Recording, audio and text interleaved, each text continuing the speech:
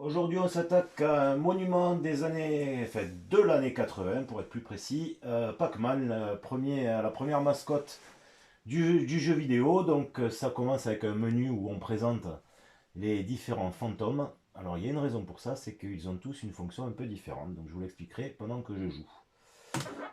Donc sorti en 1980 au Japon, donc Pac-Man est vraiment un phénomène qui lance vraiment le jeu d'arcade. Hein. C'est à partir de là que, d'après la légende urbaine, les yens, les pièces de yens qui servaient à mettre dans les bornes d'arcade étaient en rupture de stock. Alors les fantômes, leur petite spécificité, c'est que le rouge Blinky est celui qui vous suit, donc c'est le plus dangereux. Ensuite vous avez le rose qui vient se positionner devant vous, donc lui il est aussi un petit peu dangereux, mais on sait que s'il nous suit on va aller plutôt derrière.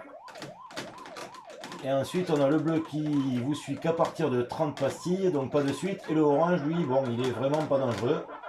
Donc là je suis dans une situation compliquée, mais j'ai attendu d'attraper la fameuse pack gomme pour pouvoir manger les fantômes.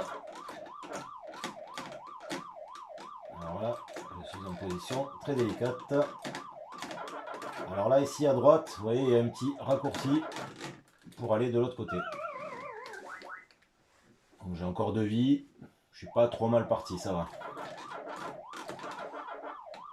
Donc ensuite, donc Pac-Man, son nom vient de Puck, qui est le palais de hockey en fait. Il ressemble un peu à un palais de hockey vu d'en haut. Et en fait, ils ont essayé de le... Ah, ils ont essayé de l'importer aux États-Unis et les gens de Midway qui distribuaient les bornes d'arcade à l'époque ont eu peur que le Puck, P-U-C-K, soit rapidement, grâce à un coup de clé ou un coup de marqueur, une insanité américaine. Donc du coup, ils ont décidé de changer le nom en Pac.